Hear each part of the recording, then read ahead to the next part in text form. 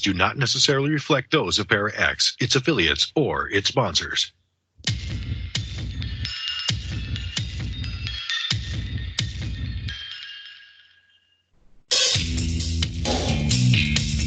Supernatural, metaphysical, paranormal. You know, all those things you've been wondering about? Are you ready to go deeper into the realms of the unknown? I hope you've got your walking shoes on, because life is an adventure, and this is the journey. Come on, let's go.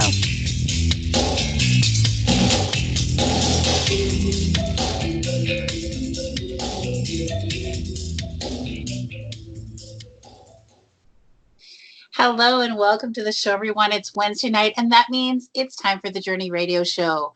Hey, we're the She-Squatchers. We're showing up as the She-Squatchers. I'm Jen Cruz, team leader and host of the show, and I've got my trusty teammate right here with me, Jenna Grover. Hey, Jenna, are you there? I am here, and I'm so excited to be here. I'm really excited about our guest tonight. Lots of fun. I'm looking forward to it. I am too. So let me tell you all a little bit about who we've got on the show tonight. We've got Todd Neiss, and he is out from the Pacific Northwest. We had the honor and privilege of meeting him at the Sasquatch Summit recently in the state of Washington. So he just has an incredible background, an incredible encounter, many years of investigating, over 26 years investigating Bigfoot after he had his first encounter while being in the active duty Army mission. So it was just really incredible to read a story, and I can't wait for him to share it on the show. So let's just bring him on. Hey, Todd, are you there? I am. It's good to see you ladies again. Good to see you, too. It was so awesome to meet you and everybody else out there at the Sasquatch Summit in Ocean Shores, Washington. Yeah, it was a lot of fun. It sure was. It sure was.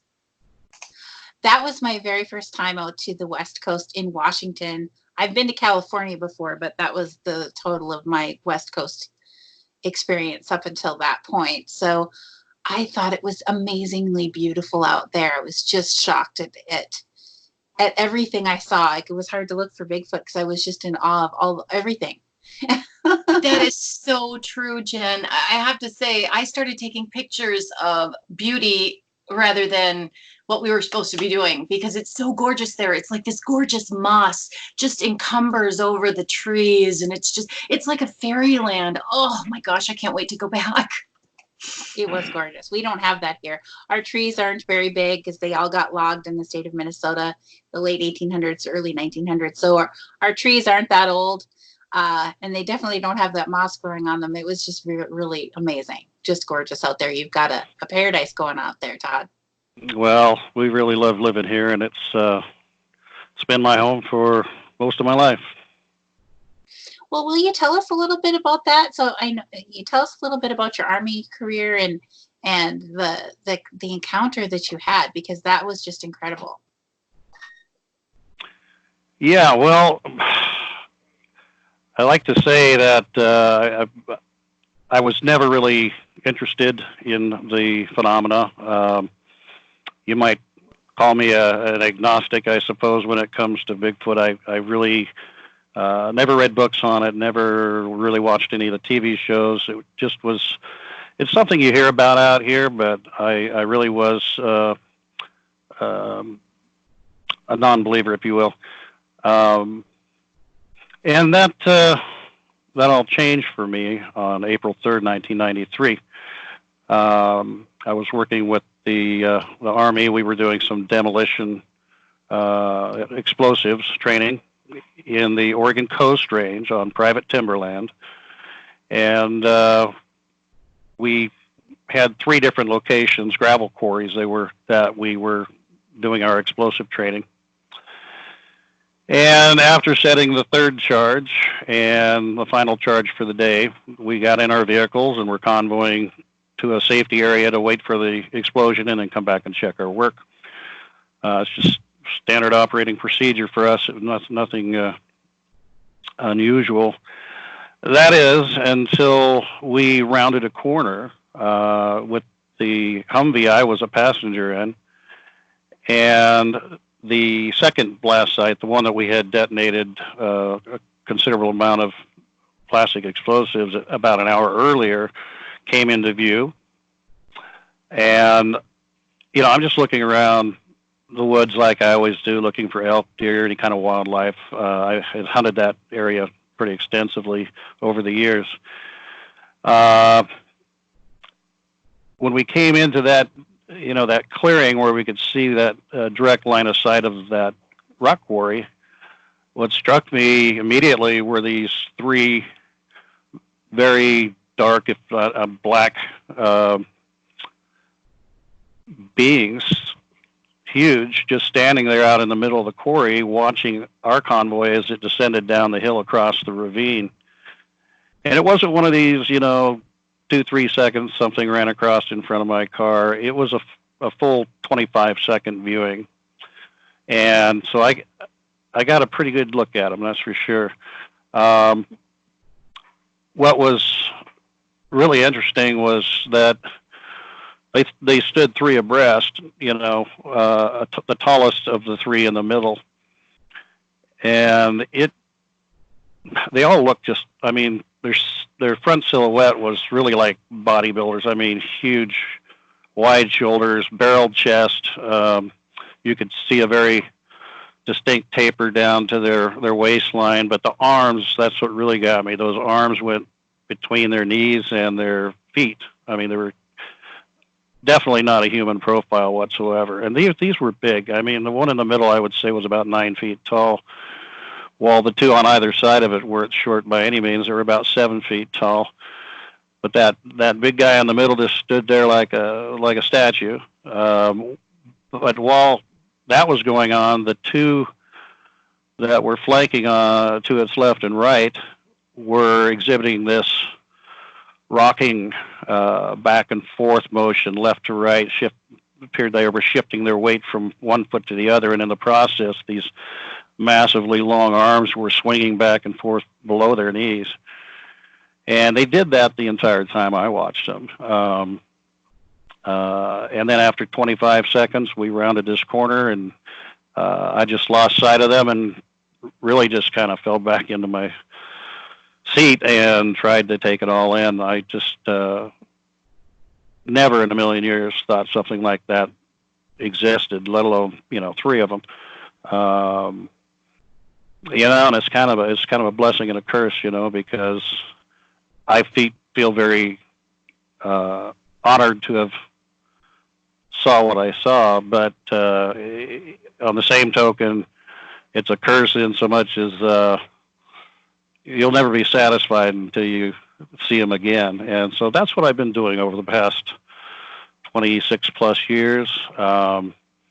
It's amazing to think what 25 seconds in my entire life, how that changed my direction. And I have no regrets.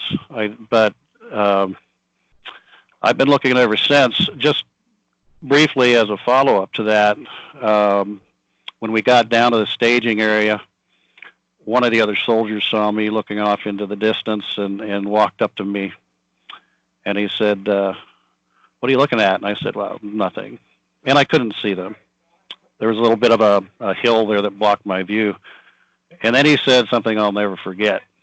He said, "I don't suppose you saw what I saw down at that second blast site." And not wanting to be one to say it, I said, "I don't know, Jeff, what did you see?" And he went on to say that he saw the same number, 3 huge black Bigfoot. And that's all it could have been. And in the subsequent month, in May, when we got back together, we had 2 more soldiers come forward and admit to seeing them. So this sighting is, you know, pretty unique in so much as the activity that we were performing. Multiple animal sightings are very rare, and having multiple eyewitnesses and multiple creatures is makes it pretty unique in terms of most encounters. But it's like I say, it's just changed my life. And I mean, we wouldn't be talking here today if it wasn't for what happened. But everything since that time has been trying to find these things, and we've gotten close. But anyway, that's my story. That's how I got started. And, so my question about that is, you were doing a demolition exercise, so you were doing explosives and explosions. How far away were the Sasquatch when you sighted them to where the explosions were happening? How far away were they from that? Well, the final detonation, and that was something that kind of concerned me a little bit, was we had 250 pounds of ammonium nitrate that we had been soaking in diesel fuel. And being a cratering charge, meaning it's packed with a lot of dirt and whatnot on top of it, you call it tamping. It's possible that they were within range of perhaps getting rained on by some shrapnel from the explosion. They were probably, from that second to the third site, was probably about 900 yards. But like I say, this thing put up a huge mushroom cloud when it went off, and I'm sure it threw debris quite a ways. So you also mentioned that there was swaying. What did you, that was your first sighting, correct? That's how everything started? That's the only sighting I've had, visually sighting. I've had encounters come, as you know, in different forms, whether vocal or in some cases the smell. And of course, finding evidence is kind of in that category as well. But yeah, I questioned a friend of mine, Dr. Henner Fehrenbach, who worked here in Oregon at the Regional Primate Center. And when I mentioned that behavior to him, he said that's a very common trait with primates if they feel anxious or agitated. And they had good reason to be, but so he wasn't surprised at all. Is that how you were feeling and kind of taking it? Like when you noticed that they were swaying, were you kind of like, okay, they're a little nervous, I'll just leave them alone? Or were you worried that they were going to attack? Or what were you thinking? No, there was a pretty good ravine between us. So, and frankly, I think that's the only reason they were willing to, come out and expose themselves, because we really didn't present a threat other than our explosions out there. But yeah, so I've looked, and I continue to look at similar stories. I look for that trait, and I've heard probably a dozen different sightings over the last couple of decades where they exhibited that behavior. And that gets my attention because that's what I saw. And to me, it adds some legitimacy, because that's not something people normally come up with, right? Very true. Very true. Is it also possible that when they're swaying back and forth, they're trying to gauge a distance? I think I read that one time. I think I've heard something similar as well, that it gives them a little more of a three-dimensional versus two-dimensional look at something. Yeah. Very cool. Very cool.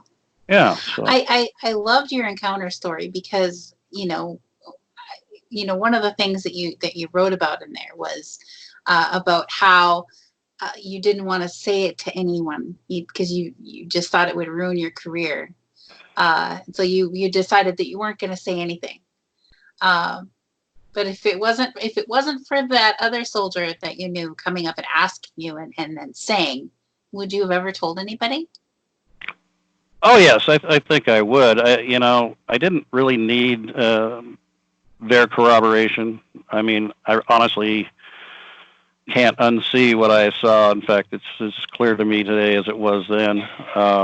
It's kind of burned in my memory. But yeah, I was a little bit anxious. I was at that time I was in National Guard, the Combat Engineer Unit, and so I had a day job.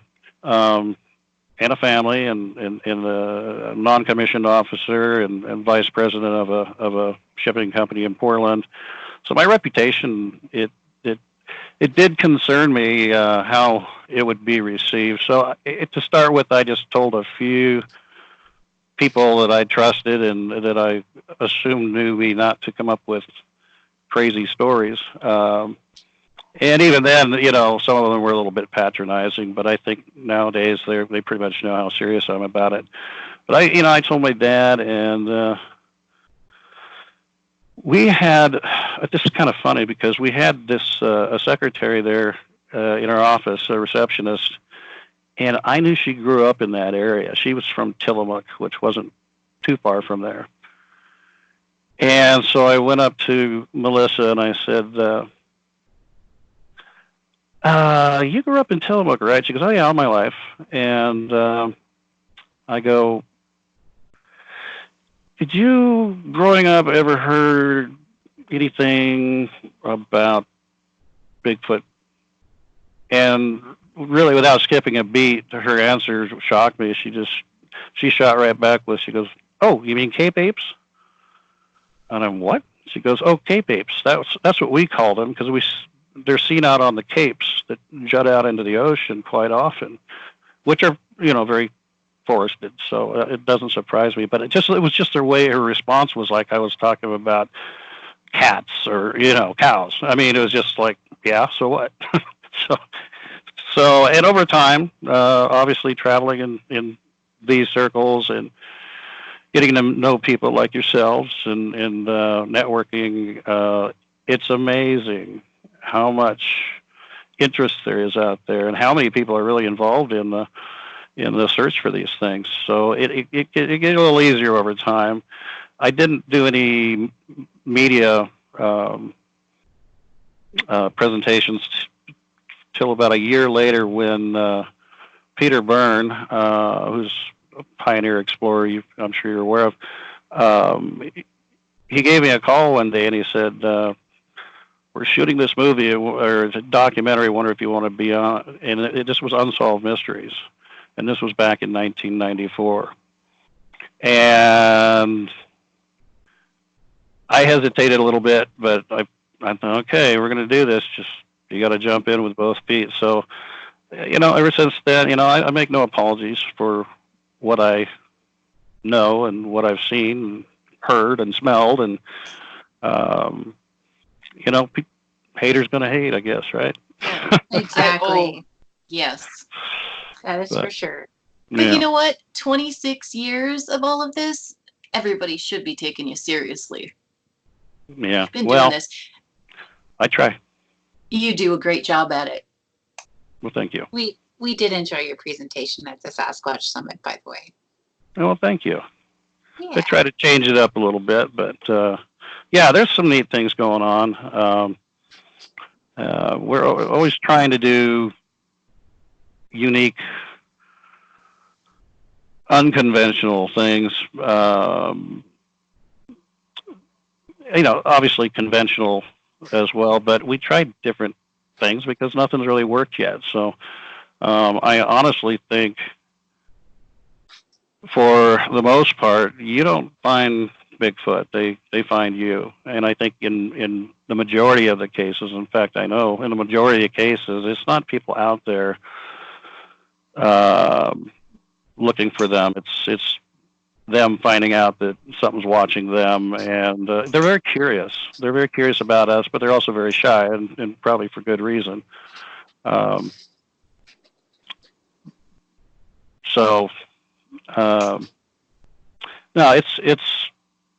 it's an interesting thought to know that there's still things out there to be discovered. And as long as mainstream science is not going to take it seriously, then why not? It's quote unquote open season for anybody to get in the game. And so I get a lot of enjoyment out of it, and there's social aspects to it as well. But we're just going to keep on trying till we get that evidence, that proof that is going to be acceptable to mainstream science. And there's a few things that we're doing in that regard. Oh, boy. Well, I know I'm going to be asking you a question later unless you start talking about it, but I'll wait for the second half. I love the stories. I keep going back to your story because where were you again when this happened? This was in your area? So Northwest Oregon coast, there is a very popular tourist town, if you will, called Seaside. And this really wasn't all that far, maybe 6 or 7 miles east of there. But what you have to understand is that that property, and it's a huge tract of property, is privately owned by a timber company, and they're very much into security. All the gates are, all the roads are gated off, and they have several security people that are constantly traveling, looking for civilians in there. It's more of a legal thing, a liability thing. If somebody gets in there and drowns in a creek or rolls a 4-wheel drive or does something stupid, and they're very strict about access. But once a year, like I said, they give us access to do these explosive training on a large scale. Nice. I bet that was fun blowing things up. I'm sorry, but I'm a girl, but I still like having fun. Shooting guns. She's a farm girl. She's a farm girl. Yeah. I have a question in the chat room. I have a question from the chat room. Okay. She says, one would think that all loud noises would be considered a threat. Don't they howl to intimidate? So that's a very good question. Thank you for that. I think almost any animal that you can think of, deer, elk, bear, cougar, whatever's out there, when something like that goes off, you would assume they're going to be going 360 degrees the opposite direction, away from the blast. And that's kind of what struck me in this case, is why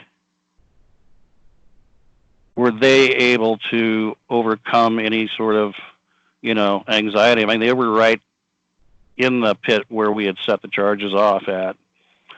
And I'm sure they were investigating it. They waited until we left and the smoke cleared, and they were checking out what we were doing there.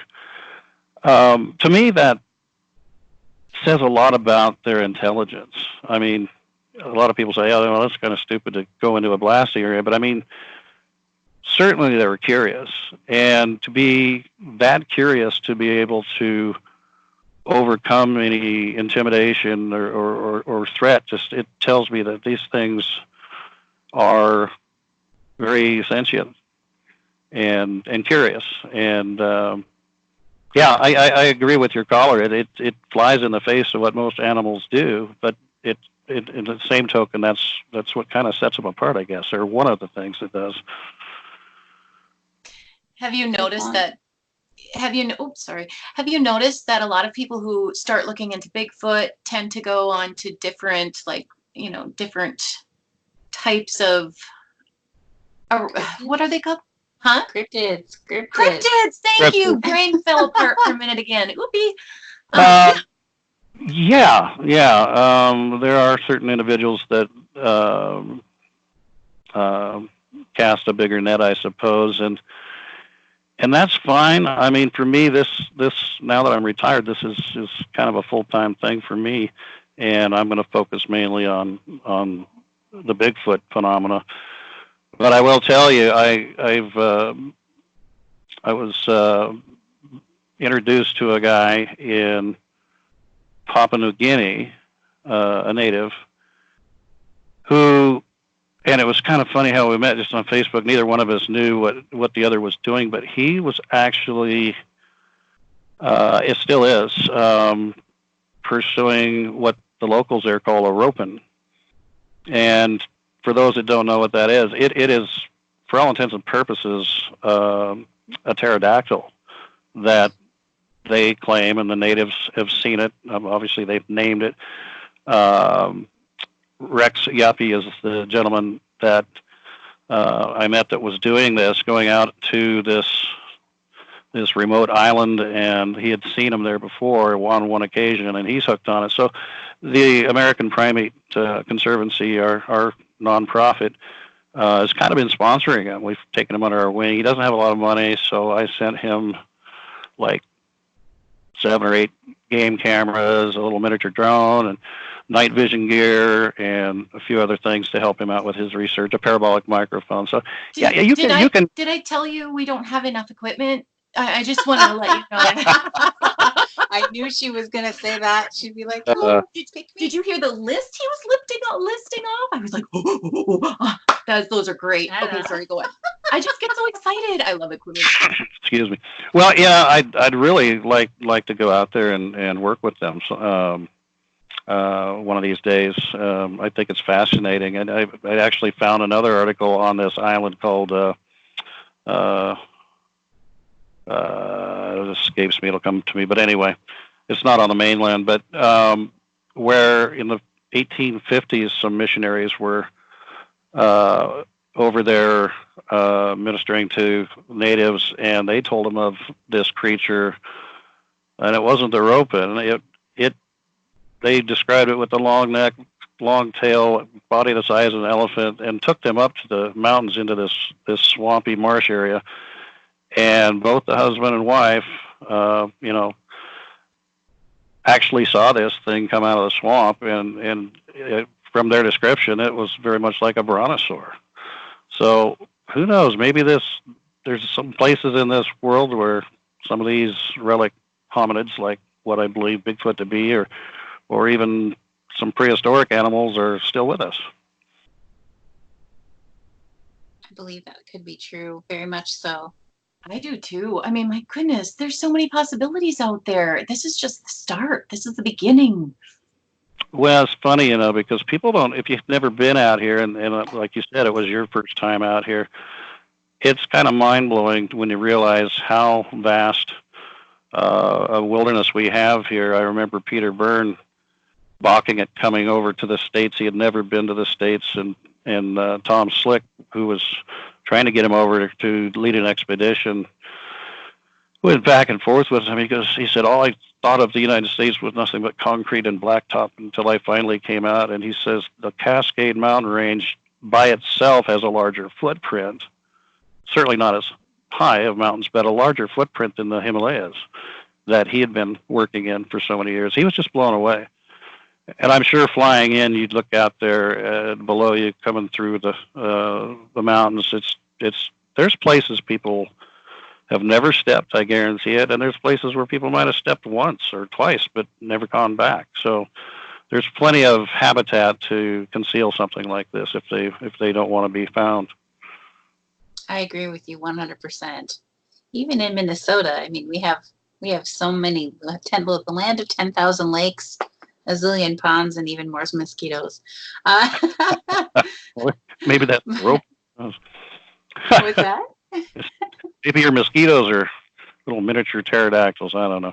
I've heard they probably are. It's like our state bird. That's what I heard. But, even here, I grew up in the state of Minnesota, and I was in the woods my whole life and didn't ever see anything that would make me think that Bigfoot was here. So when I actually started to look for Bigfoot here and started finding things, I was in shock, But we have a lot of wilderness here too that people just never go into at all. So, but definitely shocking when that becomes a reality in your world. It's definitely shocking and life-changing. Definitely. Tell me about it. So when we come back from the break, we're going to ask you more about the research that you've been doing over the last 26 years. So we're going to go to our 2-minute commercial break. Stay tuned, everybody. We'll be right back with Todd Neiss.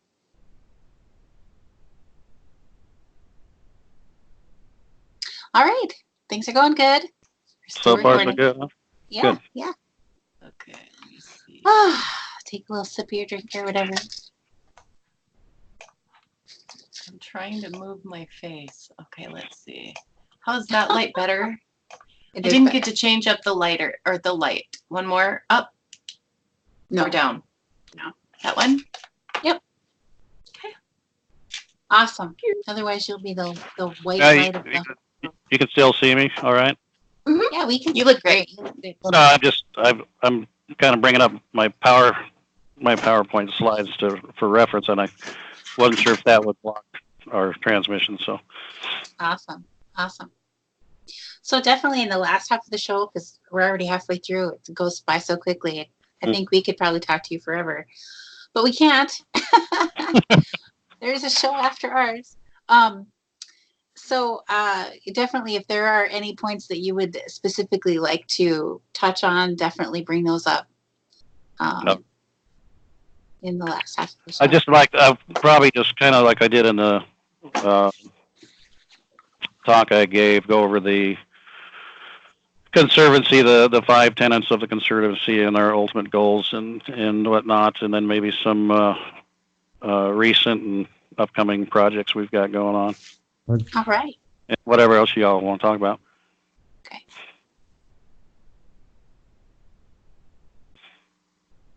I was going to mention the Bigfoot interpretive center. Okay. 10.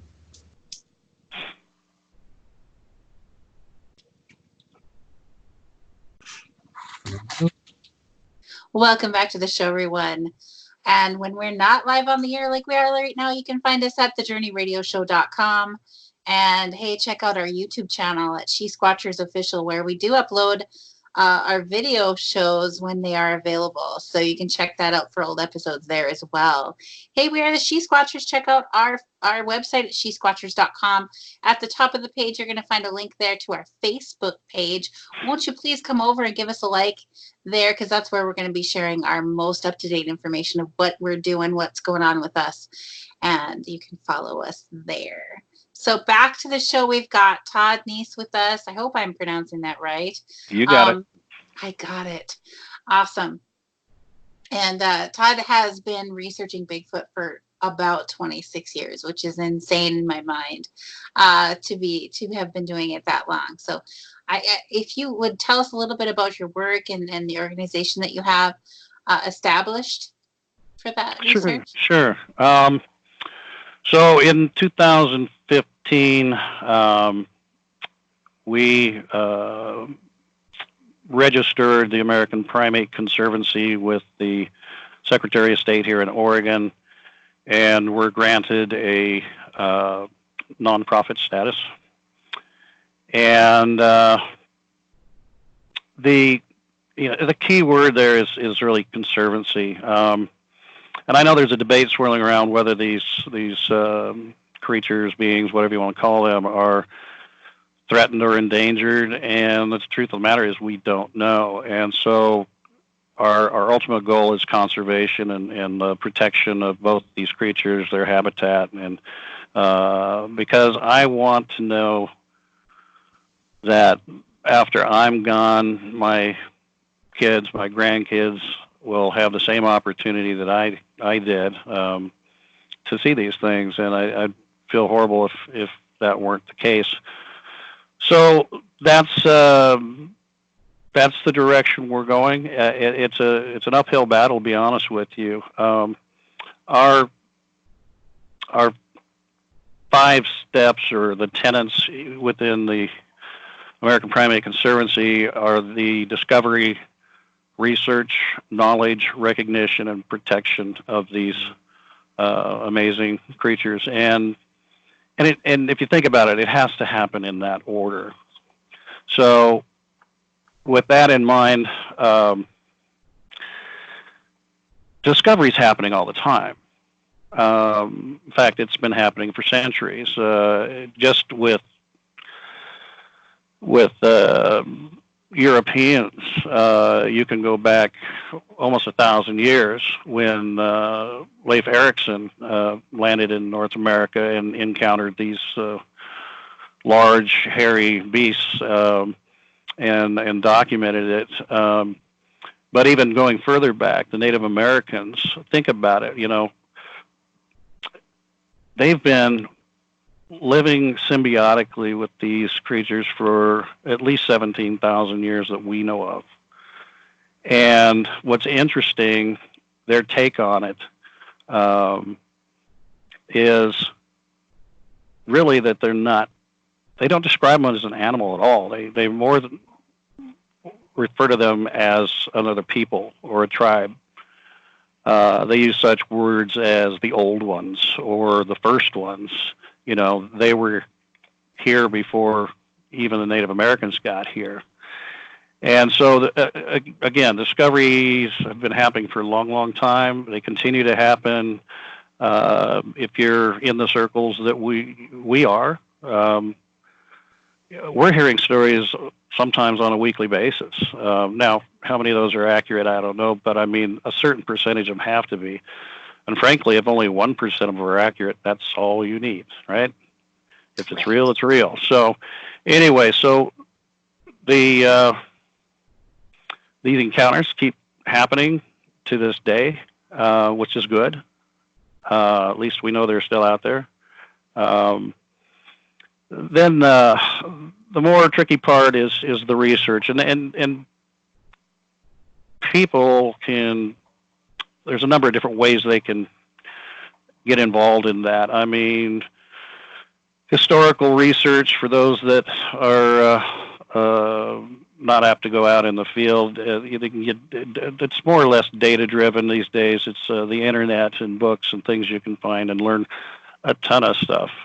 There's the social research where people will join organizations or attend these conferences and other events where they can compare notes. We have an event that we put together once a year called Beachfoot. It's a lot of fun, a lot of work, but a lot of fun. Once a year, we have a gathering of researchers, hand-selected, invitation only, that we bring together for 4 days to simply socialize, network, exchange information. We usually have 5 or 6 of them volunteer to speak to the group. Last year was our 12th anniversary. It is still ongoing. But we've had people come from Australia, England, Russia, New Zealand, and all across the U.S. and Canada to attend this event. And it's a lot of fun because it's mostly, camping, really. We rent about a 10-acre private campground. And so that's kind of our little contribution to things. But it's just kind of taken on a life of its own. But those kinds of things, conferences and different organizations, are a great way to get involved. And then there's field research, and there's really no substitute for that, And it comes in different forms, investigations, and that's just following up on a report. And hopefully, the earlier the better. There's expeditions, and I'm not talking a weekend out in the woods trying to solve this thing, but I'm talking some fairly long-term expeditions. In fact, we sponsored a very unique, again, unconventional ways that nobody else has tried. And in this case, we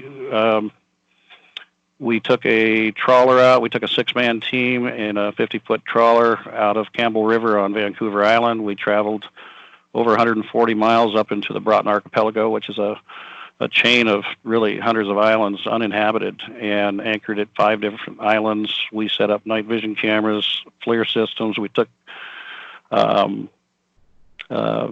shifts throughout the night, getting up on top of the trawler and watching the shoreline. And part of that was driven by the clam tides and the First Nations people talking about when is the right time to do that. We called it Operation Sea Monkey. I know that was my deal, but I thought it was fitting. Anyway, still have a documentary that's currently being produced on that.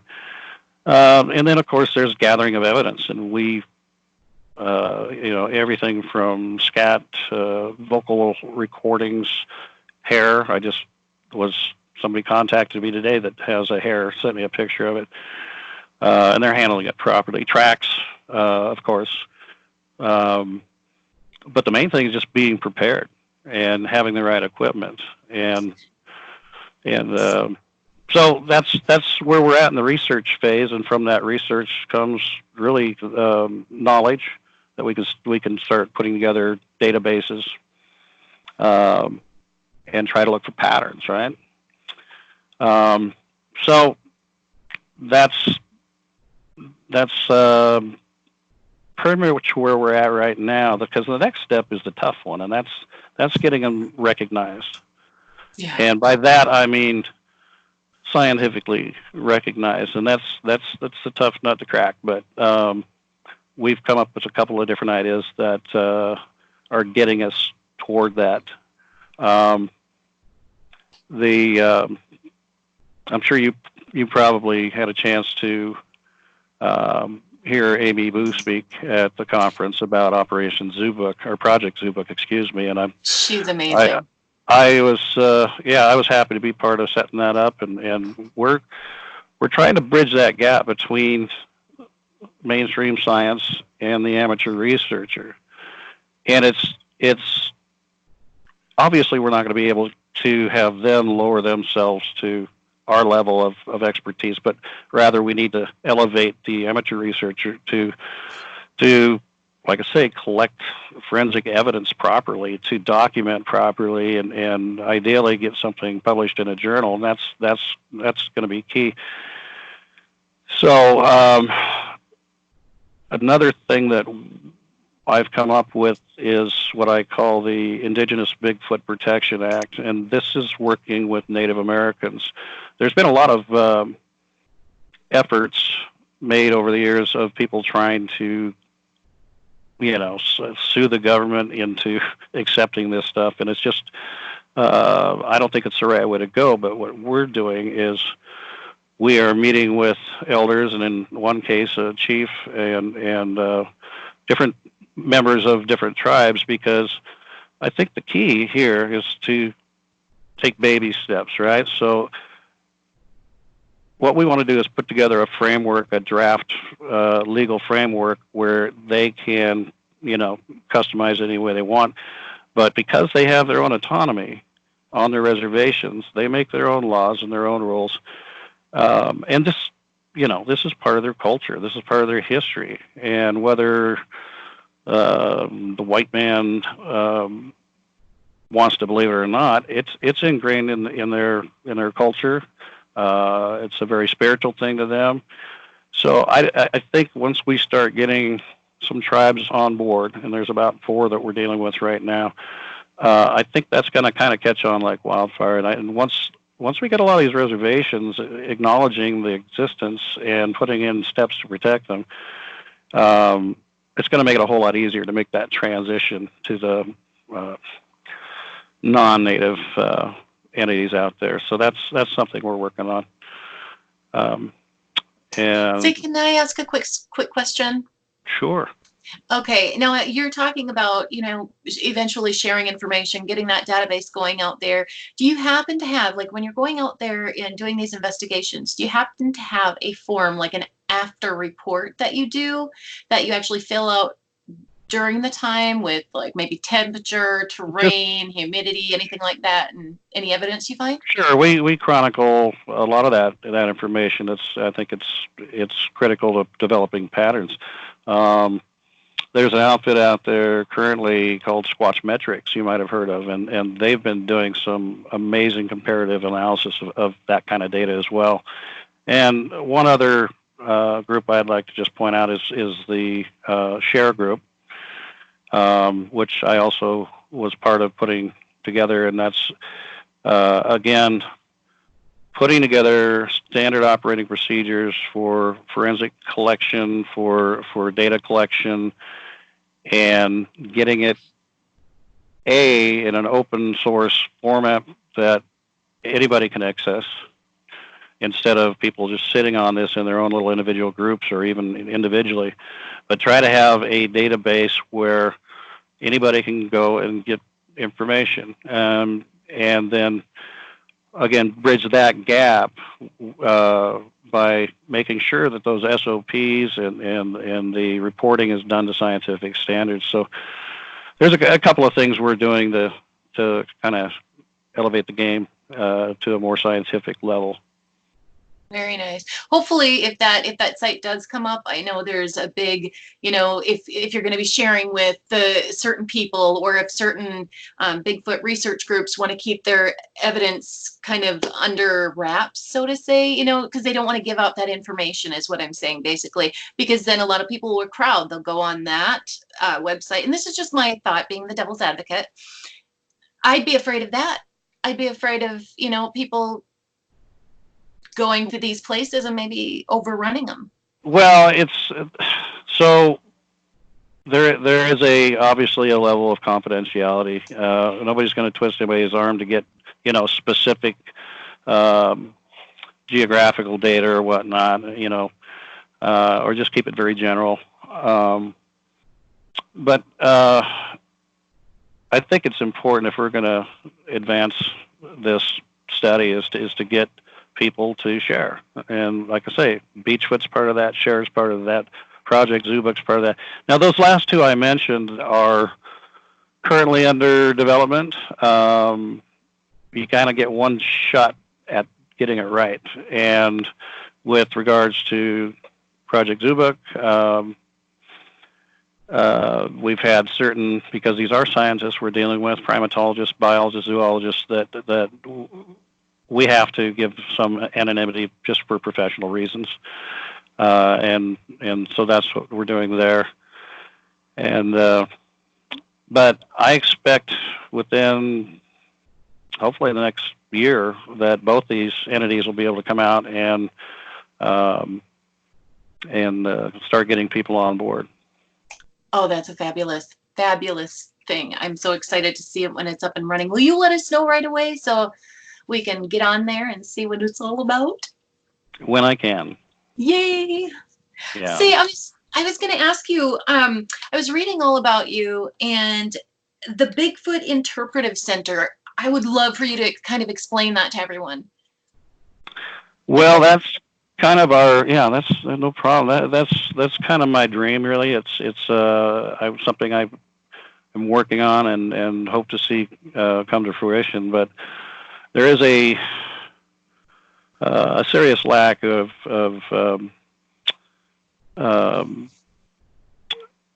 museum. That's why I call it an interpretive center, because it's more than just a museum. Of course, there would be exhibit areas and displays and an art gallery and whatnot, and some interactive displays that people would be able to enjoy. But we also intend to have a theater, say 400-seat theater, which could also be used for conferences, and a laboratory, library, and classrooms, so that we can put on some educational stuff. And I've worked with that in the past. In fact, our nonprofit is predicated on science and education. So I'm talking a fairly large, imagine a Cabela's, if you will, or a Bass Pro Shop, something about that size, the same kind of facade, but everything inside is going to be all about Bigfoot, Sasquatch, and it's going to take a lot of fundraising, a lot of work. We're talking millions of dollars. So, but it's out there, you just got to know where to look. But I'm looking forward to that happening. That would be my, I guess, part of my legacy, if I could get that up and running. So that is a wonderful dream. I've been collecting a number of different collections from people, both some that have passed away and some that are still alive. But we're getting some really good world-class exhibits together, and I'm looking forward to sharing that with the public. Oh, how exciting. I bet you're just thrilled. Yeah, well, thank you. I'm looking forward to it. Awesome. If I could just jump, I don't know how much time we got, but if I could get back to please do. The protection part. I see people say all the time, "Oh, leave them alone. They're fine. They don't need protection." They're being seen all the time. And really, the only way I can come back to that is, tell me how many there are today that are out there. Can you give me any sort of a accurate count? No, we can't. And then how many were there here 1,000 years ago? We don't know. Is their population growing? Is it shrinking? Because that's critical. If you're going to find out the health of any species, you're going to need to know all the answers. What are their resource needs? What are their habitat needs? What is their general range per creature? How long do they live? Those kinds of questions need to be answered. Until we can answer them, then we really can't say they're protected. You know, a lot of species become extinct before they're ever scientifically documented, and that's just kind of sad. You know, technical extinction is when the last of a species dies, but there's such a thing as functional extinction, which is when their numbers get reduced to the point where they're no longer viable for breeding. You get inbreeding. If you don't have a large gene pool, that affects their immune systems and opens them up to all kinds of issues. So I think the best practice is just to err on the side of caution when it comes to, you know, what the health of the species really is. Again, I just want to make sure future generations will not be kicking themselves in the rear end when they find out, oh, I guess we didn't do anything in time. Yeah. And when you talk about threatened and endangered, extinction, there's a body called the International Union for Conservation of Nature that's based out of Amsterdam, and they're the ones who are responsible for keeping track of the health of certain species. And beyond extinct, there's extinct in the wild, there's critically endangered, vulnerable or threatened. But there's one category that really jumped out at me based on what they call the red list, and that is data deficient. There's actually a category for that. So, and it just means that not enough data has been collected to really assess the risk that they may be facing. So, yeah. So, I mean, here's a very, international body that says, look, we've got an option here that these things could fit into. And likewise, the Endangered Species Act of 1973, I read through it, and there were a couple of statements that really jumped out at me, and I'll just briefly, this is in writing, this is in law, and it says the authority to list a species as endangered or threatened is not restricted to species as recognized in formal taxonomic forms, or terms rather. That's part of the law. It goes on to say the act is intended to authorize listing some entities that are not accorded the taxonomic rank of a species. That's U.S. law from the Department of Interior. So both of these governmental bodies leave that door open, and so we could possibly use that to make our case. But I just found it very interesting that they had left that door open. And in fact, there have been species that have been recognized by the ICUN, for instance, that from a picture alone. And a decade ago, that wouldn't be the case. But if a clear enough picture that is irrefutable comes up, that could do the trick too. So we need to stop doing these blob squatch things. We need to get a nice, clear picture. But anyway, so that's kind of where we're at with things. Gotcha. Yes. Very cool. Oh, the blob squatches, or the stump squatches of the world. Yeah, but aside from Operation Sea Monkey, I traveled to Alaska this July and investigated a sighting up there. We have an upcoming documentary planned for late spring, early summer. We've got a Emmy award-winning videographer, and he's going to be joining us on that. We have another expedition / documentary, depending on what happens, in Alaska, a I'm very, so jealous. very hot spot that right now it's almost inaccessible because of the weather, and frankly, it's inaccessible any other way but by boat. But a lot of activity going on there, and so we're looking forward to getting in there. And in negotiations with a production company out of Los Angeles, possibly start up a new TV series, but that's still pending. So really can't say much more beyond that, but it'll involve Peter Byrne and myself at least, and maybe a few others. So that's kind of exciting. But you are a busy man. Wow. Congrats on everything. It sounds like everything is going your way. Congrats. Well, thank you. It just seems like since I retired in May, it's just been snowballing, which is fine. I mean, I feel like I'm busier now than when I was working. So, but it's fun. I'm doing my thing. That's I've heard that so from important. others. Yeah, I've heard that from others who retired. They say, I have less time now than I had, but when I was working full time. But at least you're doing what you love to do, right? Yeah. It's a whole new world. Very good. So we're coming up to the end of the show. We just have a couple minutes left, and I want to make sure that our listeners get to know where they can find you online. Can you tell us the links that they could use to find you? Well, yes. We have a website that's always under construction, it seems, and it's going to be changing significantly soon. But it's AmericanPrimate.org. O-R-G. They've changed their whole operating system, so we're going to have to kind of switch everything over. But I think it's still accessible right now. We've got Facebook accounts, one just under my name. Then the American Primate Conservancy is another Facebook account, and then we've made one also for the Bigfoot event.